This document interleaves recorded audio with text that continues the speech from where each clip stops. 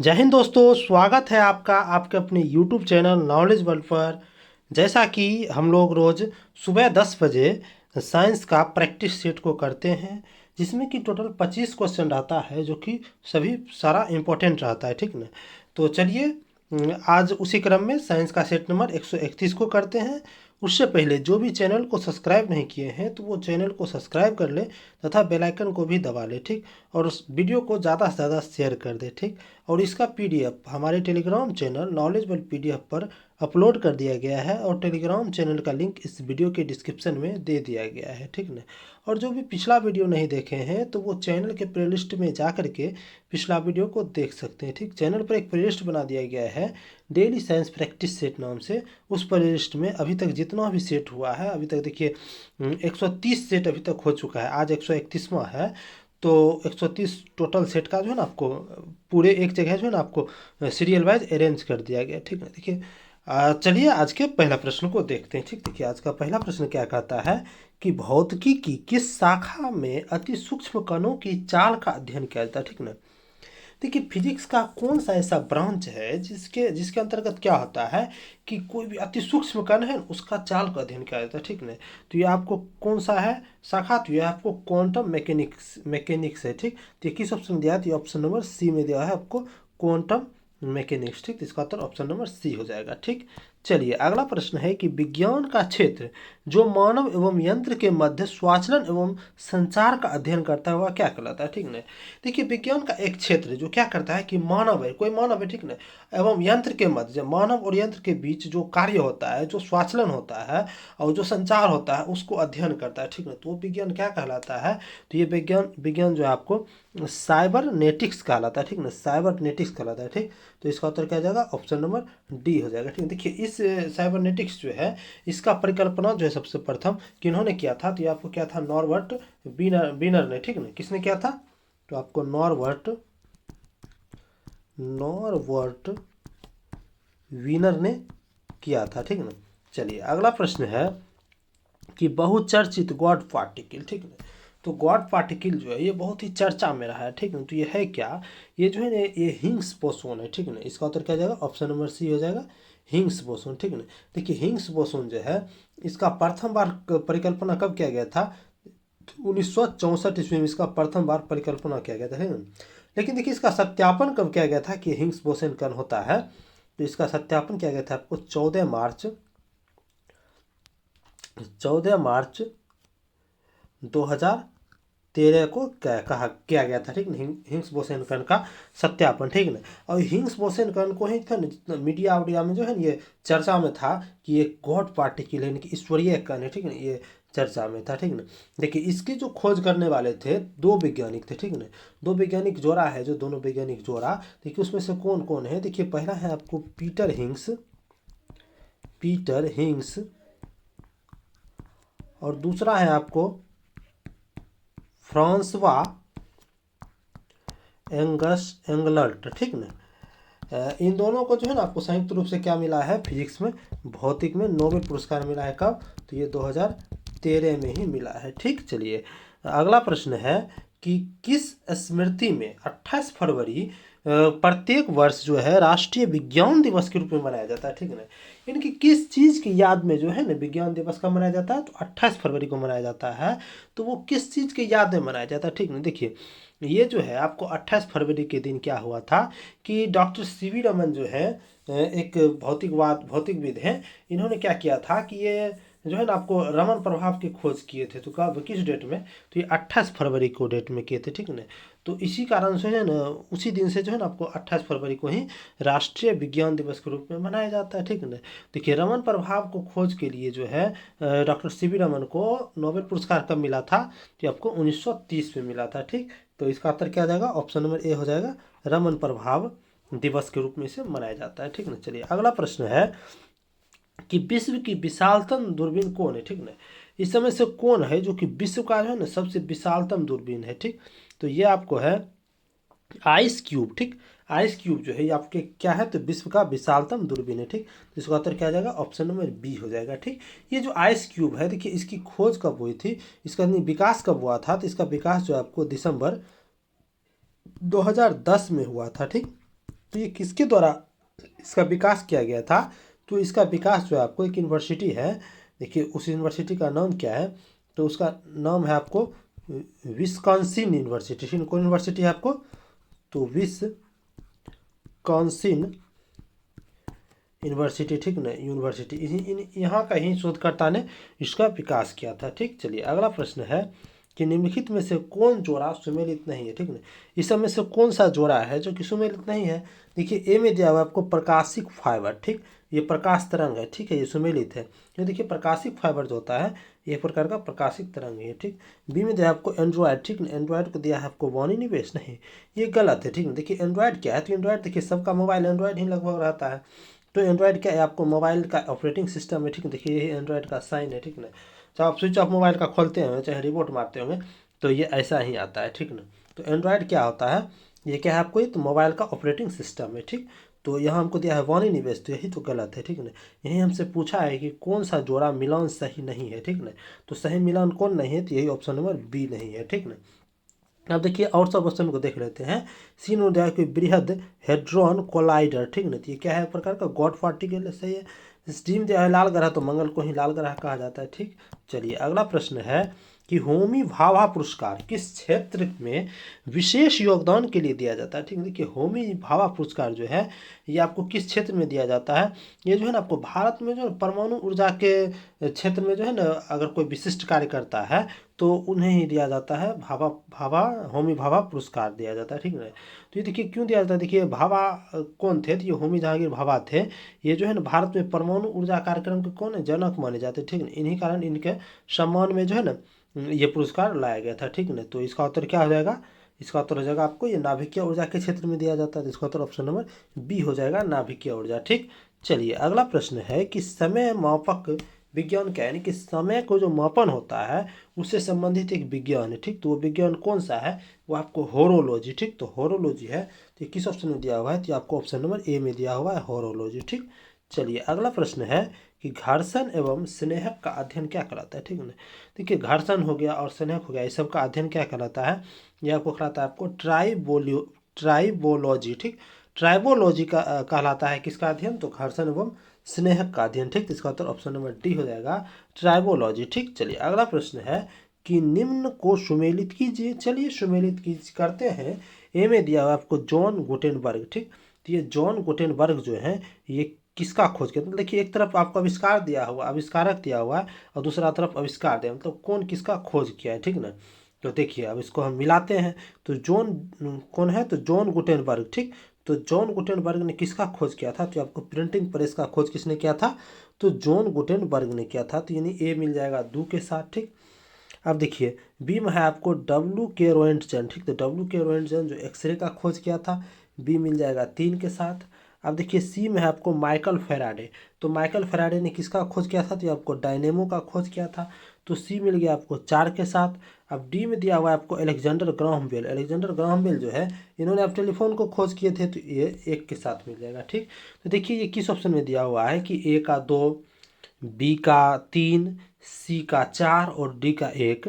तो ये आपको ऑप्शन नंबर डी में देखिए दिया हुआ है कि ए का 2, बी का 3, सी का 4 और डी का 1, ठीक। तो इसका उत्तर ऑप्शन नंबर डी हो जाएगा, ठीक। चलिए अगला प्रश्न है कि राष्ट्रीय भौतिक प्रयोगशाला स्थित है कहाँ पर? ठीक ना, तो राष्ट्रीय भौतिक प्रयोगशाला जो है ये नई दिल्ली में स्थित है, ठीक। तो इसका उत्तर क्या हो जाएगा? ऑप्शन नंबर ए हो जाएगा, नई दिल्ली, ठीक। चलिए अगला प्रश्न है कि निम्न तापी इंजनों का अनुप्रयोग होता है। देखिए निम्न तापी इंजनों का जो अनुप्रयोग यानी कि यूज होता है वो कहाँ पे होता है? तो आपको क्रायोजेनिक इंजन के रूप में होता है। तो रॉकेट प्रौद्योगिकी में इसका प्रयोग होता है, किसके रूप में? तो क्रायोजेनिक ईंधन के रूप में, ठीक। तो इसका उत्तर ऑप्शन नंबर सी हो जाएगा, ठीक, रॉकेट प्रौद्योगिकी में, ठीक। चलिए अगला प्रश्न है कि कौन सी गैस नोबेल गैस कहलाती है? नोबेल गैस क्या होता है कि जो कि है ना मतलब अभिक्रिया किसी से नहीं करेगा, ठीक ना। तो नोबेल गैस क्या है? ये देखिए आवर्त सारणी में आप देखे होंगे कि आवर्त सारणी में क्या होता है कि सबसे अंत में यहाँ एक वर्ग है, तो ये कौन सा वर्ग है? ये आपको 18वां वर्ग है, जिसे जो आपको 8A भी कहा जाता है। तो इसी वर्ग में जो टोटल नोबेल गैस पाया जाता है, ठीक है ना। तो कौन कौन सा नोबेल गैस पाया जाता है इस वर्ग में? तो देखिए कौन कौन पाया जाता है, देखिए helium, neon, argon, krypton, xenon और रेडोन जो है ना सारा इसमें पाया जाता है, ठीक है ना।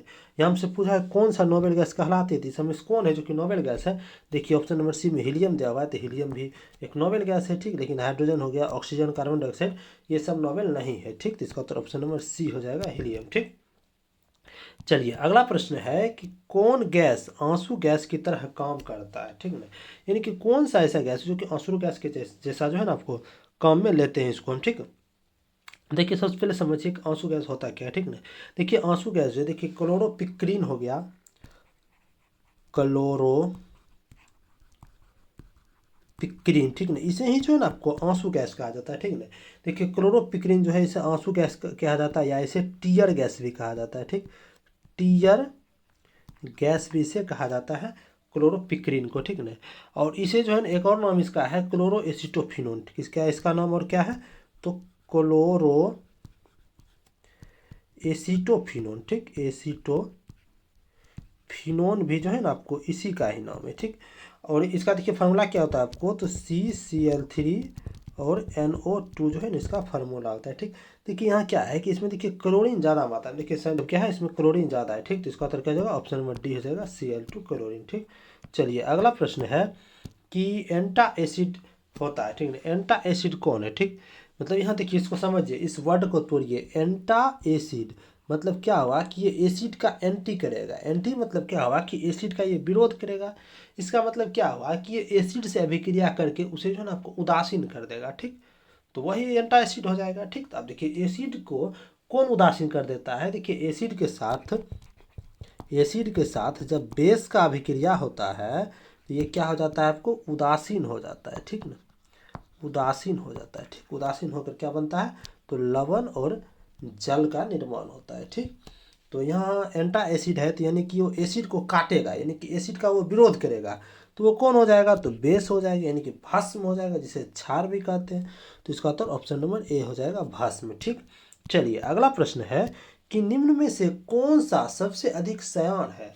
सयान का मतलब सबसे पहले समझिए कि सयान होता क्या। देखिए कोई भी द्रव है, ठीक ना, द्रव जो है उसके जो बहने की प्रवृत्ति होती है, उसमें बहने की प्रवृत्ति होती है, उसे ही सयान कहते हैं, ठीक ना। सयानता उसे ही कहते हैं, ठीक ना। जैसे देखिए यहाँ देखिए एक तल है, ठीक। ये समतल तल है, इस पर क्या हुआ कि पानी जो है ना उलट गया, ठीक। पानी उलट गया तो पानी देखिएगा तो बहेगा, ठीक। कुछ न कुछ पानी बहता है, धीरे धीरे बहते रहता है। यहाँ देखिए दूसरा ऑप्शन में आपको एल्कोहल भी दिया है, तो एल्कोहल को उल्टा दीजिए, ये भी बहता है। गैसोलीन है, ये भी बहता है। और शहद भी उल्टा दिए एक जगह, तो ये भी बहेगा, ठीक ना। लेकिन इस समय से देखिएगा कि बहने का दर जो है ना सबसे कम किस में होगा, जी देखिए जिसमें सबसे कम होगा बहने का दर, उसका सयंता सबसे अधिक है, ठीक। जो अधिक तेजी से बहेगा ना तो उसका सयंता क्या होगा, कम हो जाएगा, ठीक ना। तो यहाँ देखिएगा आपकी कि शहद ही एकमात्र ऐसा होगा कि जो कि थोड़ा थोड़ा ना धीरे धीरे बहेगा, ठीक। जैसे यहाँ उल्टा तो यहीं रह जाता है, ठीक ना, मतलब धीरे धीरे बहुत धीरे धीरे ये बहता है, ठीक। तो इस कारण से ना आपको अधिक सयन कौन हो गया इस सब में से, तो शहद हो गया, ठीक। तो इसका उत्तर ऑप्शन नंबर सी हो जाएगा, शहद। देखिए अगला प्रश्न है कि निम्नलिखित में से कौन सुमेलित है, ठीक। देखिए सूची 1 और सूची 2 दिया हुआ है, दोनों को मिलाते हैं, देखिए कौन सुमेलित है या नहीं है, ठीक। देखिए 1 में दिया है आपको बायोगैस, ठीक। देखिए बायोगैस को कीटनाशी के साथ मिलाया है, तो ये गलत है, ठीक। देखिए बायोगैस जो होता है ये कीटनाशी नहीं होता है, ठीक ना। ये देखिए बायोगैस जो होता है एक प्रकार का ईंधन है, ठीक ना। देखिए इसका मुख्य घटक क्या होता है, तो मीथेन होता है इसका मुख्य घटक, ठीक ना। इसका मतलब ये नहीं मिलान है, गलत ये मिलान है, ठीक। 2 नंबर दिया आपको इलेक्ट्रोकार्डियोग्राफ यानी कि ECG, तो ECG का यूज जो है ना आपको हृदय विकार को जांच करने के लिए होता है, ठीक है, ये सही मिलान है, ठीक। सी में दिया आपको DDT, ठीक। तो DDT देखिए इसका यूज कहाँ पर होता है, तो ये इसका यूज होता है आपको कीटनाशी के रूप में, किसके रूप में, तो कीटनाशी के रूप में, ठीक। यहाँ लेकिन गोबर दिया है, तो गोबर तो ये गलत दिया हुआ है, ठीक ना। देखिए गोबर जो है ना आपको ये बायोगैस के साथ मिलेगा, देखिए बायोगैस जो है ना गोबर का ही बनता है, ठीक ना। और ये देखिए DDT कीटनाशी के साथ मिलेगा, ठीक ना। देखिए अब देखिए डी में दिया आपको निकोटीन, तो निकोटीन यहाँ तंबाकू, ठीक है, तंबाकू में ही निकोटीन पाया जाता है, यानी कि ये सही मिलान है, ठीक। तो यहाँ कौन कौन देखिए सही मिलान है, तो ये देखिए 1 देखिए गलत ही है, 2 सही है, 3 भी गलत है, और 4 सही, मतलब कि 2 और 4 जो है ना इसका सही सुमेलित है, ठीक। इसका मतलब क्या हुआ कि इसका जो है ना 2 और 4 जो है ना इसका सही सुमेलित है, ठीक। तो इसका उत्तर क्या हो जाएगा, ऑप्शन नंबर डी हो जाएगा, 2 एवं 4, ठीक। चलिए अगला प्रश्न है कि निम्नलिखित में से कौन फलों को पकाने में बढ़ावा देता है, ठीक। इस में से कौन है जो कि फल को पकाने में बढ़ावा देता है, ठीक। देखिए, एम दिया है कार्बन डाइऑक्साइड, बी में दिया है सल्फर डाइऑक्साइड, सी में नाइट्रोजन, डी में एथिलीन, ठीक। यहाँ इस में से देखिए क्या है कि एथिलीन क्या है, ये जो है ना आपको फल को पकाने में सहायक है। कैसे फल को पकाने में सहायक है कि देखिए, ये जो है ना आपको पौधा जैसे कोई पेड़ में फल है, ठीक, पेड़ में क्या है आपको फल है, ठीक। तो पेड़ में फल है तो ये अपने आप जो फल पक जाता है पेड़ में, यानी कि प्राकृतिक रूप से, ये जो एथिलीन के कारण ही पकता है, ठीक। तो इसका मतलब क्या होगा कि एथिलीन क्या है, तो फल पकाने में सहायक है। तो इसका उत्तर ऑप्शन नंबर डी हो जाएगा एथिलीन का, ठीक। और देखिए, ये क्या हो गया आपको प्राकृतिक रूप से। अगर पूछेगा कि कृत्रिम रूप से फल को कैसे पकाया जाता है, कृत्रिम रूप से, देखिए कृत्रिम रूप से जो ना आपको एसिटिलीन से पकाया जाता है। किससे, तो एसिटिलीन से, ठीक। एसिटिलीन है, देखिए, और एक और है आपको, कौन है, तो इथेफॉन है, ठीक। इथेफॉन है, ठीक। देखिए, एसिटिलीन जो है कैसे उत्पन्न किया जाता है और इथेफॉन कैसे होता है। देखिए, एसिटिलीन से कैसे पकाते हैं, देखिए आपको कैल्शियम कार्बाइड एक होता है, उस पर जो है ना आपको जब नमी से अभिक्रिया कर लेता है वो, चाहे वो जल से अभिक्रिया कर लेता है, तो एसिटिलीन गैस निकलता है, जिससे क्या होता है, फल पकता है, ठीक ना। और इथेफॉन क्या किया जाता है कि फल पर जो छिड़क दिया जाता है, सिर्फ मात्र ये छिड़कने मात्र से ही जो है ना ये इसमें फल पक जाता है, ठीक।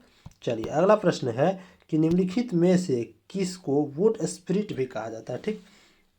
देखिए, वुड स्पिरिट जो है ये आपको मेथिल अल्कोहल को कहा जाता है, ठीक। तो मेथिल अल्कोहल क्या है आपको, तो वुड स्पिरिट है, ठीक। तो इसका उत्तर ऑप्शन नंबर ए हो जाएगा, ठीक। ये जो मेथिल अल्कोहल है ये आपको पीने योग्य शराब नहीं है, ठीक ना। ये अगर इसको कोई पी लेता है तो वो अंधा हो जाता है, बहरा हो जाता है, या तो पागल हो जाता है, ठीक ना। तो इसका मुख्य नुकसान यही सब है, ठीक। यही इसे ही क्या कहा जाता है, तो वुड स्पिरिट कहा जाता है, ठीक। चलिए, अगला प्रश्न है कि पानी की टंकी में फंगी यानी फंगस को नष्ट करने के लिए इस्तेमाल किया जाने वाला रसायन कौन सा है। यानी कि पानी के टंकी में जो हमको फंगस को नष्ट करना होगा, तो कौन सा रसायन का इस्तेमाल करेंगे, तो वो है आपको कॉपर सल्फेट, ठीक। इसका उत्तर क्या हो जाएगा, ऑप्शन नंबर डी हो जाएगा, कॉपर सल्फेट, ठीक। देखिए, कॉपर सल्फेट का यूज़ देखिए और कहाँ होता है कि ये फसल में जो है ना आपको कीटनाशी से सुरक्षा के लिए किया जाता है, तो कॉपर सल्फेट का भी यूज़, ठीक। चलिए, अगला प्रश्न है कि सबसे बड़ा अकशेरुकी क्या है। इस समय से कौन है जो कि सबसे बड़ा अकशेरुकी है, ठीक ना। ये है आपको स्क्वीड है, ठीक ना। स्क्वीड जो है ये सबसे बड़ा क्या है, आपको अकशेरुकी है, ठीक। इसका उत्तर क्या जाएगा, ऑप्शन नंबर बी हो जाएगा, स्क्वीड, ठीक। स्क्वीड की जो होता है इसका लंबाई कितना होता है, तो 12 से 14 मीटर तक इसका लंबाई होता है, ठीक है। ये क्या है, तो ये सबसे बड़ा अकशेरुकी है, ठीक। चलिए, अगला प्रश्न है कि निम्न में से कौन सा गुण मनुष्य को अन्य सभी वानर गुणों से पृथक करता है, ठीक ना। देखिए, मानव और वानर में कोई अंतर नहीं है, ठीक ना, दोनों लगभग सेम ही होता है। एकमात्र गुण है जो कि मानव और बंदर में अलग है, ठीक है। तो वो गुण क्या है, तो वो है आपको चिंतन करने, मतलब कोई भी चीज़ को आपको इच्छा प्रकट करना, ठीक ना। ये जो है ना बंदर में नहीं होता है, ठीक ना, लेकिन ये मानव में होता है, ठीक।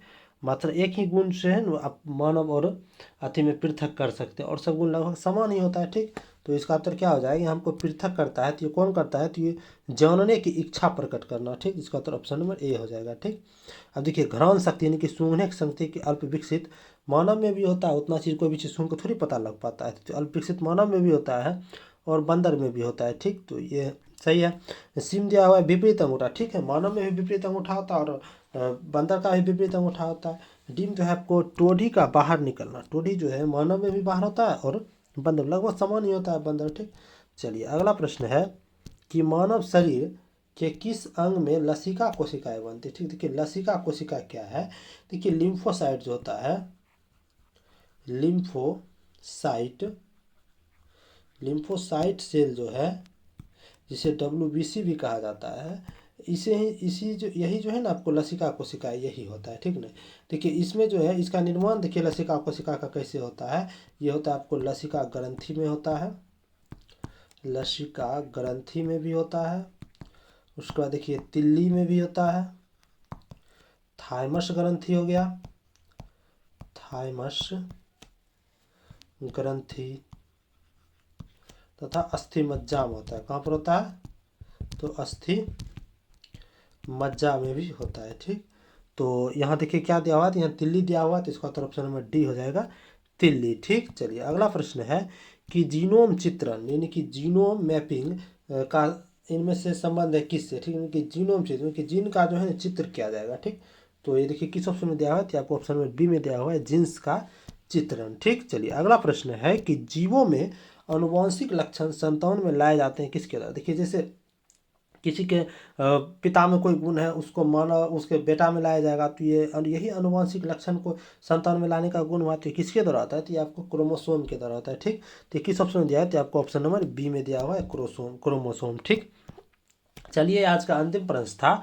अगर आपको वीडियो अच्छा लगा हो, अगर आपको लगता है कि वीडियो आपके लिए थोड़ा सा भी यूज़फुल है, तो आप वीडियो को ज़्यादा से ज़्यादा शेयर कर दें। आपके पास जितना भी स्टडी रिलेटेड ग्रुप है सभी में आप वीडियो को शेयर कर दें, तथा वीडियो को लाइक भी कर लें, तथा चैनल को सब्सक्राइब भी कर लें। ठीक, और आप लोग का कितना सही हुआ है 25 में, वो कमेंट बॉक्स में आप ज़रूर बताएं, तथा आपको वीडियो कैसा लगा उसका भी फीडबैक आप कमेंट बॉक्स में ज़रूर दें। ठीक, और इसका पीडीएफ जो है हमारे Telegram channel knowledge world PDF पर अपलोड कर दिया गया है, और टेलीग्राम चैनल का लिंक इस वीडियो के डिस्क्रिप्शन में दे दिया गया है। और जो भी पिछला वीडियो नहीं देखे हैं तो उसके लिए चैनल पर एक प्लेलिस्ट बना दिया गया है डेली साइंस प्रैक्टिस सेट नाम से, उस प्लेलिस्ट में जाकर के आप पिछला वीडियो को देख लें। ठीक, और हमारे चैनल पर जो है शाम को डेली 3 बजे बिहार एसएससी का क्वेश्चन बैंक का सीरीज चल रहा है, जिसमें कि लगभग अभी तक जो है ना टोटल 18 या 19 को क्लास हो गया है। ठीक ना, और आगे ये भी अभी जारी रहेगा पूरा, जब जितना अभी तक में बिहार एसएससी के द्वारा कराया गया था एग्ज़ाम, सभी के प्रश्न को उसमें कराया जाएगा। ठीक, चलिए वीडियो में अंत तक बने रहने के लिए धन्यवाद। मिलते हैं अगले वीडियो में।